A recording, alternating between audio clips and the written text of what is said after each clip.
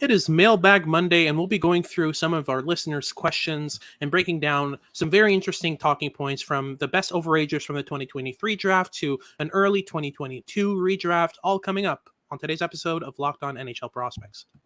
You are Locked On NHL Prospects, part of the Locked On Podcast Network, your team every day.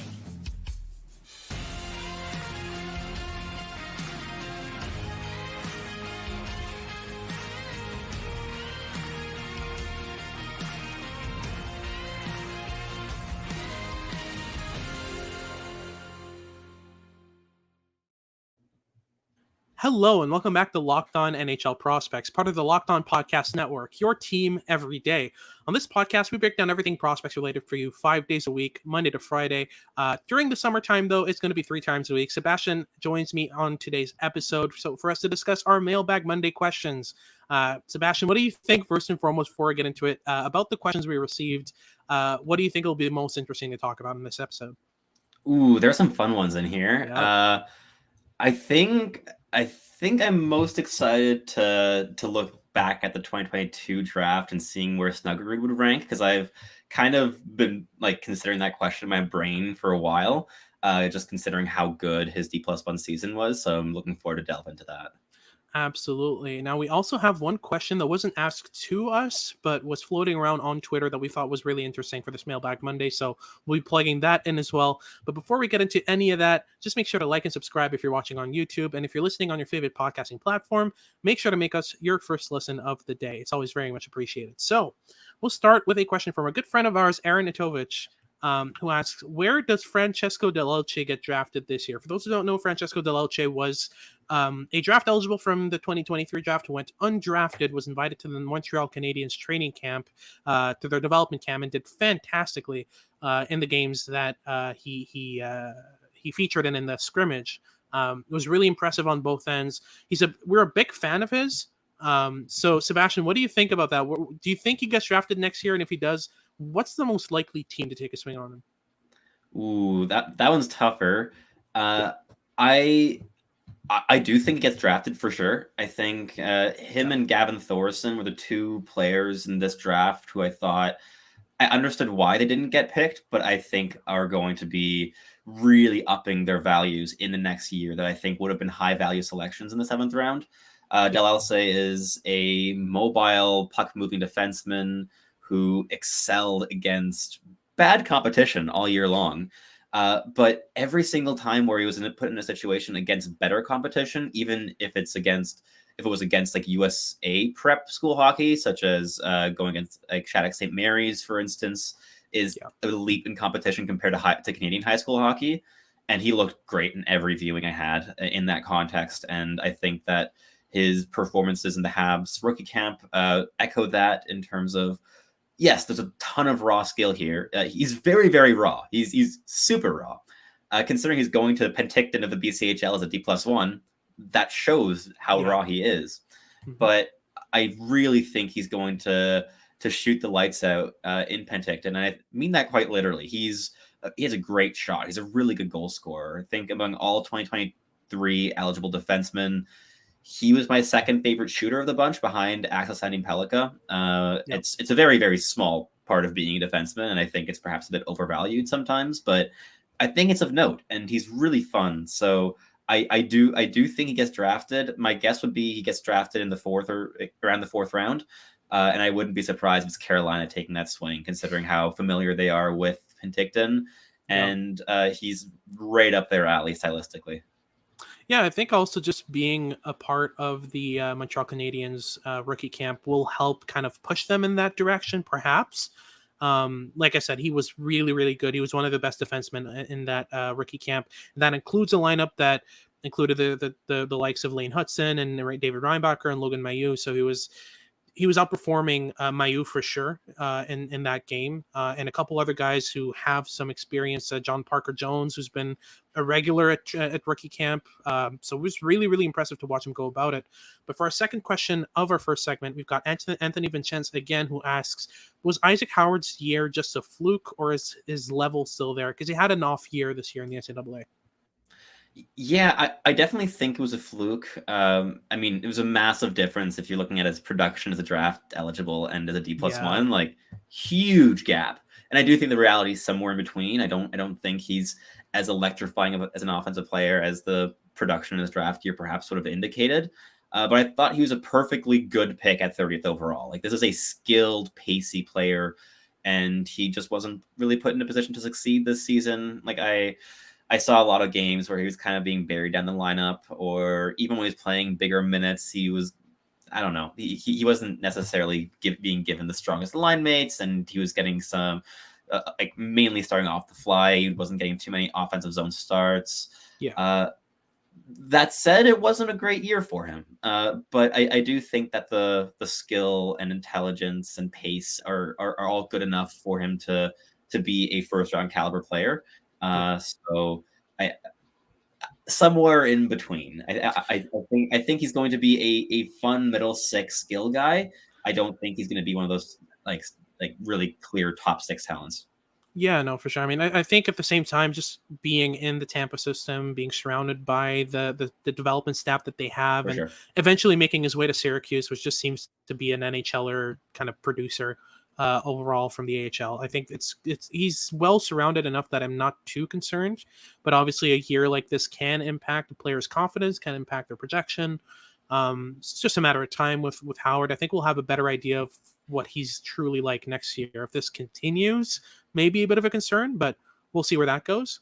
And then we've got Glep Hockey as our third question of the first segment, asking what our top 5 overagers from the 2023 NHL drafts would be.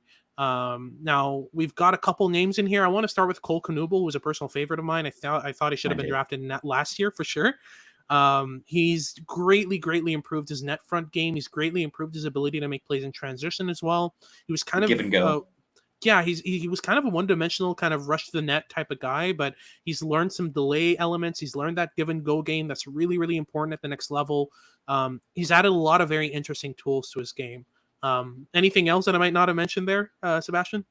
Not really. I mean, Yeah. it's his intensity that's so much fun. He's a great fit in Philadelphia. Yet another pick of their draft class that I thought was excellent. But definitely should have just. He was one of the players I was really surprised got passed up in 2022, and his progression in the last year has been like phenomenal. So I loved that pick. He was my favorite overage selection in this draft by a decent margin. Absolutely. And then we've got Bogdan Konyushkov, a left-handed defenseman Right shot. that was playing. Oh, right shot. He's a right shot. Always mix up my shots. So yeah, no, Konyushkov as a right shot D in the KHL put up some decent numbers, played some decent minutes, which is very rare for a 19-year-old. And I know he was pretty high on a couple of teams boards. For sure. On our end, we don't really scout the KHL too much because we're mainly focused on the junior leagues, making sure we get those viewings in. But I've watched him a bit, so I can chime in on him. He is a true quarterback with the puck. He loves having the puck on his stick. He's a very strong passer, and when he sees a pass, he can usually hit his target. That said, he's not overly dynamic. He's a good, perhaps like sticks to the blue line, good distributor, decent puck skills, can get by 1-4 checker pretty easily. But he's not going to be taking control of shifts in the offensive zone. Sure. Same thing in transition. Like he's a good outlet passer, but he's not going to be overly dynamic. That said, I think it was great value where the Habs picked him, and he's a guy that I would have ranked on my board had he been on my radar with what I've seen since the draft. So I think he was a really solid overage selection. I know some teams like that like their Russians and like taking big swings, like Konyushkov quite a bit. So there's also that. So I think he was a really good overage selection too. Absolutely. I kind of got the same impression in my viewings post-draft of him. I especially liked, I felt like his rush defending went a bit under-ranked. Yeah. He's definitely the type of guy who's able to... He's quite mobile. He keeps a really good gap, which is what you want out of a defenseman of his kind of profile. He matches footwork better than most 20-year-old KHLers. Absolutely. And then we move on to Marcel. Marcel was a decent pick by Chicago. He's one of the funkier players out of the draft, a very special type of guy who's just bigger and stronger than everyone in the QMJHL. It's just a matter of how that projects. So he's pretty interesting for me for Chicago, especially in the later rounds where they picked him. But one guy really shown to me was Radwan Dianicho, probably one of the more raw players, especially at his age at 20-ish. And it's just the passing is so crisp, the intelligence is high end, the offensive game is so good. But he's very chaotic as a defenseman, and it's just a matter And of the how you skating is develop that. bad. It's The bad. skating It's really needs bad. work, a lot of work. Yeah, Yeah. but you can refine something out of that for sure. For sure. And I think one last name I'll throw in there for the top 5 is Arno Tiefensee. German goaltender, did really well in the DEL. And I've watched a little bit of him since the draft because he caught my eye, and I was talking with some people about him. And he's been quite impressive, quite controlled in his movements. I mean, he had a very big role as a starting DEL goalie at the age of 20, and he did very well. Plus, Dallas Scouts goalies pretty better than the vast majority of NHL teams. No, so absolutely. The fact that they picked him in the 5th or 6th there, I think is good value for sure. So we'll get into our second segment, which includes Sebastian's favorite question about the 2022 early redraft. But before we get into our second segment, I just want to talk to you about our sponsor for this episode, AG1. AG1 is a great nutritional supplement which you can take in the morning, in the afternoon, whenever suits you. And it kind of lasts you through the day. It gives you a lot of the vitamins and nutrients that you need to go through your day. I take AG1 in the morning personally before starting my day, and I can feel the kind of energy boost throughout the day. Really helps you in terms of your energy level, your mood, and it's just a great kind of immune system supporter. So I usually take it in the morning, and then I usually have soccer around 8, 9 in the at night, and I can still feel that boost a little bit once I get to my game. So really helpful in that sense. I started drinking AG1 probably a couple months ago when I started playing soccer, and I really felt a major difference in my effort level in games, my ability to go through a game, to recover quickly. So if a comprehensive solution is what you need for your supplement routine, then try AG1 and get a free 1-year supply of vitamin D and 5 free AG1 travel packs with your first purchase. So go to drinkag1.com/NHL network. Again, that's drinkag1.com/NHL network to get that great deal on your first purchase. So go and check it out. All right, so for our second segment, we're going to go into a couple details for starters here. Our first question is Sebastian's favorite of this episode, and it's going to be our kind of early redraft of the 2022 NHL draft based on their draft plus 1 year, how they did in this year. And specifically, Kamal is asking about where would Jimmy Snuggerud rank? Let's start with that. So do you think he'd be a top 10, top 15 pick? What would he look like if we were to redraft the 2022 NHL draft? Definitely on the fringes of the top 10. I think possibly inside it. I have to fully re-rank my board here, but I'm trying to do so mentally. I think on my board he'd probably be somewhere around 12th or 13th in a re-ranking. I think he would have leapfrogged players like Matthew Savoy, Denton Matejchuk, maybe Noah Östlund as well, who had a good season, but Jimmy Snuggerud really, really was, I guess, in the shadows in that NTDP team, and he was one of the guys who I missed of just how skilled he was, because I ranked him way too low. It pains me how low. I had him ranked 36th overall, and that one pains because it was bad. And I've watched Snuggerud a decent amount as a D+1, and every time I watch, I'm just like, it's like bang head on table moment for me of like, I shouldn't have fallen into that one, because I've gone back and watched some draft year footage, and like the signs are there. It wasn't like it was invisible. He's been excellent. He's worked on every facet of the game, where he was kind of a complementary scorer with the NTDP. He is an offensive driver, like a top line elite offensive driver in the NCAA as a freshman. Really, really impressive stuff. So I think he'd be right around that top 10 range. Probably a little bit behind guys like Lane Hudson and Simon Nemeth, but kind of close to that, the fringes of that tier. So he's been very good. No, absolutely. I would also put him like just outside the top 10 as well. Yeah. Very, very decent in terms of how he's improved his game, how he's molded his game in order to fit well with the players that he's playing with, which is really good. But just to kind of go in a different direction, I just kind of want to redo that top 5.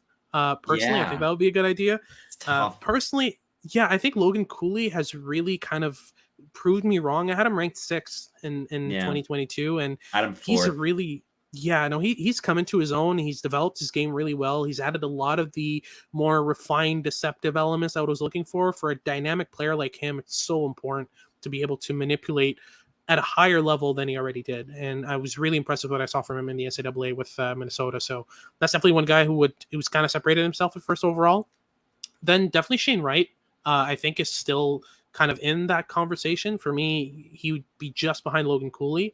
Obviously this year wasn't ideal for him, especially with the start to his NHL campaign. Didn't get to play a lot of minutes. Didn't play his full 9-game stint either. He played 8 games and then was sent down. Played a couple of games with the AHL and then just went back to the OHL, got traded. And with Shane Wright, you could really see how dominant he was against his age group. It was no contest. He's really just so good at anticipating the game, getting ahead of plays, thinking of the game 3-4 steps ahead. And I think that's just going to get better as the years go on and he kind of develops into his own. Then there's a conversation to be had for David Juracek. I absolutely love David Juracek, and I'd be remiss to rank him anywhere lower than 3.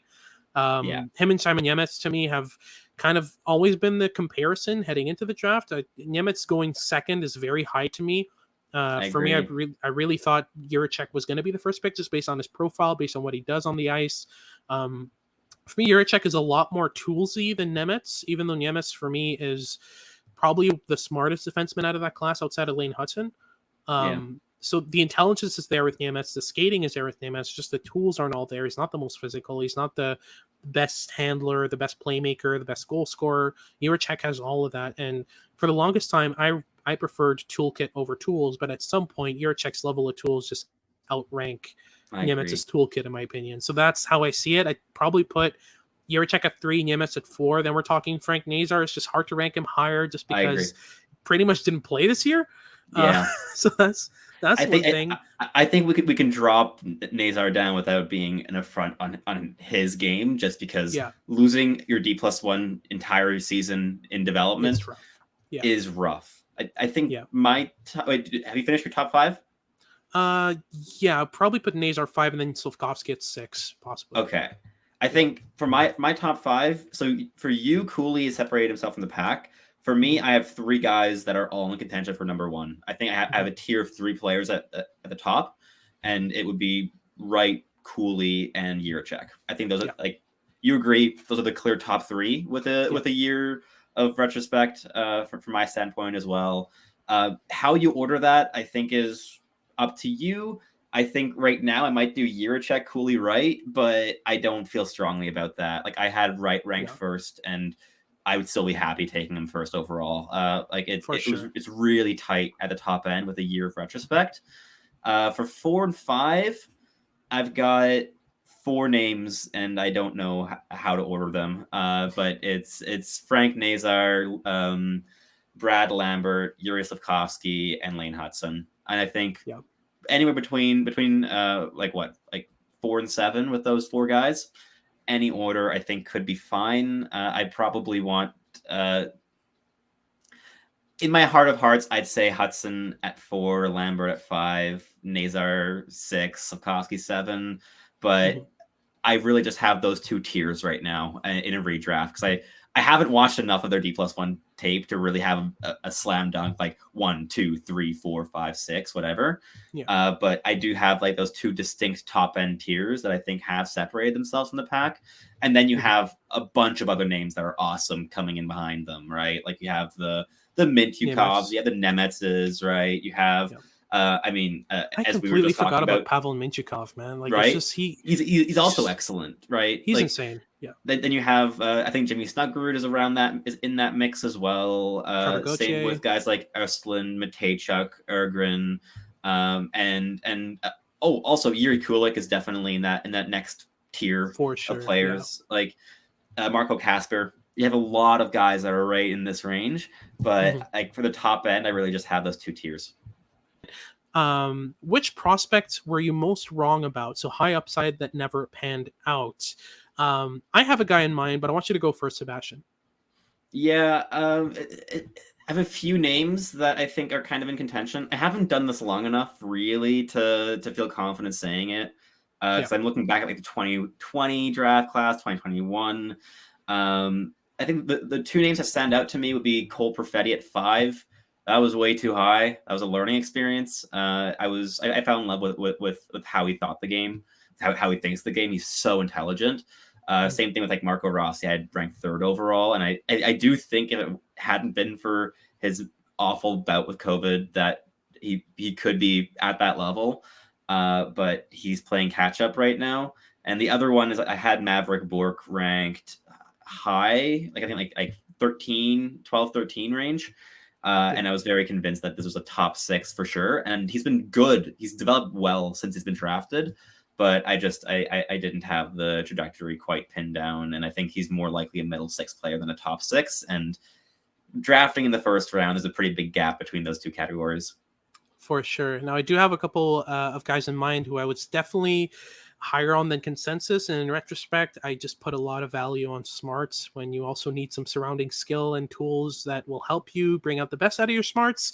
So that's a learning curve for me. Definitely Francesco Pinelli in his draft year in 2021. I had him ranked 8th overall, I believe, which is extremely high. He's been decent so far in the OHL, but I kind of predicted him to be an NHLer by this time, and he's still in the OHL. And he's probably got a couple AHL years left before we actually see him playing the NHL. And when he does reach that level, it's probably going to be in kind of a 3rd-line role. So I put a lot of emphasis and value on his smarts, and he could still surprise a lot of people and end up being a top 6 piece. I just think it's a lot less likely than I thought it was in his draft year. And the other guy's probably very, very, very similar to Brandon Pinelli in his profile is Gleb Cherkasov, who I had ranked 9th overall in 2021, 2022. Not even sure anymore. Been doing this for so long. Yeah. So I had him ranked 9th overall in 2022. He was a great pickup at 63 or 62 by the Carolina Hurricanes. Fantastic pickup for them. And it's just he's developed really well in the VHL so far. He's another guy who I put a lot of value on his smarts, on his intelligence, because he's one of the smartest, if not the smartest player from the 2022 class. But I had it Brighton Hudson. I don't know. Yeah, absolutely. Really? Definitely on that one. I love his intelligence. I love the way he reads the game. Especially the defensive acumen is just insane. But yeah, I put a lot of value on that, and I'm still not sure whether or not he would go in my top 10 or even top 15 in the redraft. Even though he has developed well and is putting up decent numbers, I still think he's a bit of a long shot to kind of become a top 6 NHL piece. A lot more of a long shot than I thought he was in his draft year. Actually, same thing for me with Brad Lambert last year. I had him ranked 3rd overall, and despite a very good development season, he's dropping down to like 6th on that ranking. Yeah, and it's marginal, but still it's noticeable when you look back. For sure. But yeah, that's for our second segment. Now we're going to go into our third segment of Mailbag Monday questions. We've got a couple of very, very interesting ones coming up, including my favorite question of this Mailbag Monday episode. We'll get right into it right after these messages. Alrighty, so heading into our final segment of this Mailbag Monday episode, we're going to start with a very good question by Dan Moldaver on Twitter, who asks, what does Juraj Slafkovsky need to do and improve upon in order to be an impactful NHLer? And more specifically, what would he need to improve upon to become an NHL star? I'll throw the ball to you for this for starters. I've got kind of my answer to this, but I know that you've got a lot of thoughts on this. Let's get it started. Yeah, I definitely think he has to work on his scanning habits. I think that's one of the biggies for me. And we saw that really burn him quite consistently as a D+1 in the NHL. I think it was the one tool that he needed before making the jump to the NHL that he didn't have. And I think it's one of the main reasons why he struggled and also why he got injured a couple times is because he rarely pre-scans before receiving the puck on passes. And it means that then he's going at a high speed, receiving the puck, and then he's scanning after he receives it. And he got lit up by a couple hits. And I know people keep saying like, oh, he has to keep his head up. It's his fault and whatever. That's not trying to blame him for the injuries whatsoever. I think he needed to get that skill down before making a leap to the NHL of getting into the habit of pre-scanning. And on European ice surfaces, it's not quite as important because you don't have pressure attacking you within a millisecond of getting the puck. which is the case in the NHL and also the case in the AHL, but to a lesser extent. And I think he would have needed to develop that in the AHL a bit longer. And I still think that's a big one. So it's also why I still think that if the Habs were to put him in the AHL for the first half of the season, that would be good. I still am of that belief. I think he was rushed. And in terms of to become a star, I think it has to do with layering his abilities. He has a lot of tools that in a vacuum are spectacular in terms of the physicality, the puck protection, the handling skill, the finesse, even just his fluidity in his motions. I wouldn't say his agility or overall skating, but he's very, very fluid in how he moves around. Those are all massive strengths. And as is his one-touch playmaking, there's so many great aspects to Slafkovsky's game, but he hasn't really figured out how to layer all of that together in a pro context, with the exception of the World Championships. That was the one time he did in his draft year, but he wasn't able to do so in Liga very much, and he wasn't able to in the NHL, which is natural. If he couldn't do it with TPS and Liga, I think it was optimistic to expect him to do so as a rookie in Montreal. So I'm still quite critical of the Habs having brought him over and brought him to the NHL as quickly as they did. Yeah, that sums it up perfectly. For me, I see in Slafkovsky a player with all the individual tools to become a high-end power forward, but with no kind of cohesion between those tools, which is the main thing for me that needs to come a long way. Is just how do you manage to make him use his puck protection, his physicality, his playmaking, his goal scoring touch, his quick reactions as well. Like, how do you put all that together in a package that works at the NHL level? Because for me, that's the definition of a toolkit, right? Is how and when you pull out the right tools at the right moment. That's what makes a good handyman.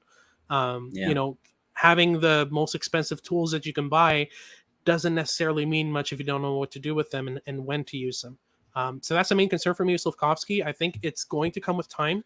I still think there is a top 6 bona fide power forward winger in Slafkovsky. A lot needs to go right in order for that to kind of work itself out. And especially if we're talking about him becoming a star, it's a lot tougher of a projection than just to see him become a top 6 piece, because he could fill that role for sure.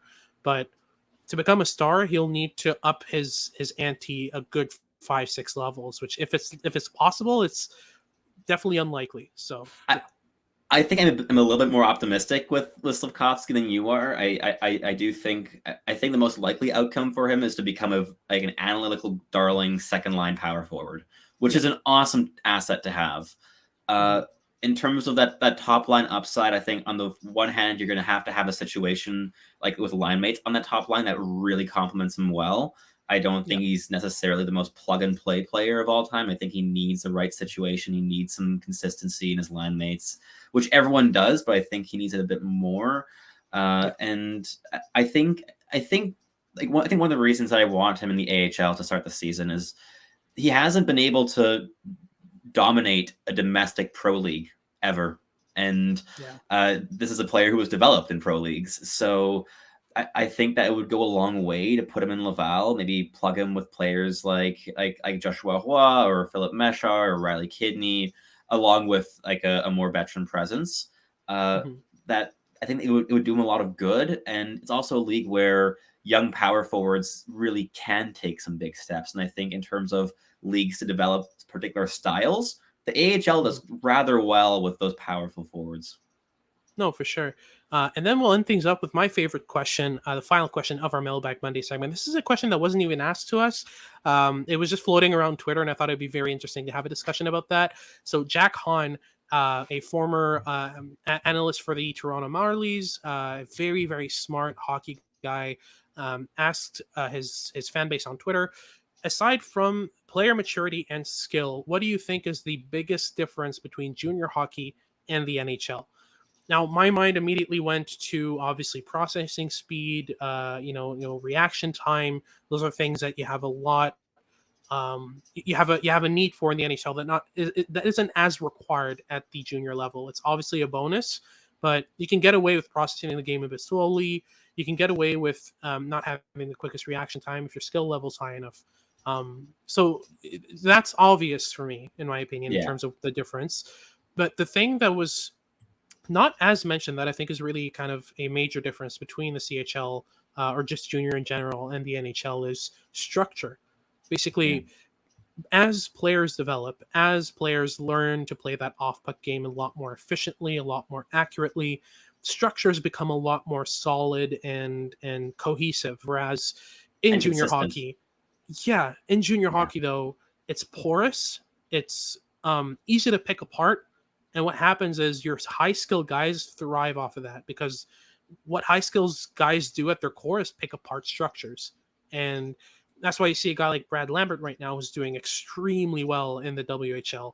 And it's mainly because he's so good at picking apart structures. But on the flip side of that, it's also why very good rush defenders and defensive readers of the game, like guys like Bo Akey, like Tanner Molendyke from last year, that's why they stand out so much, is because they negate that problem. They negate the lack of structure and they make high school guys need to readjust, which is why good rush defenders, really intelligent defensive kind of defensemen, stand out in junior hockey as well.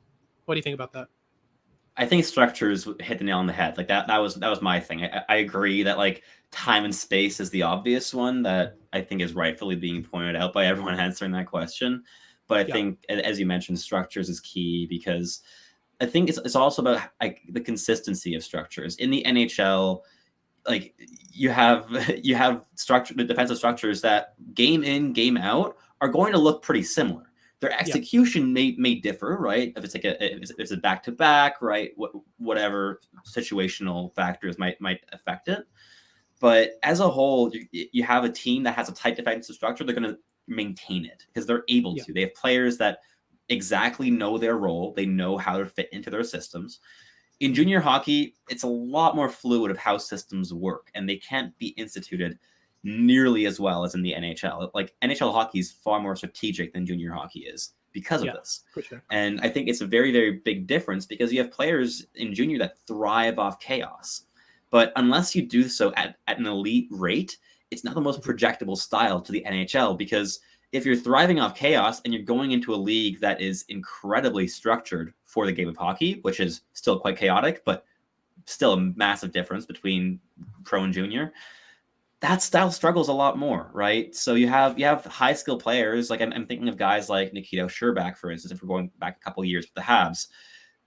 In junior hockey, playing with exceptional skill, super chaotic, plays with pace, awesome.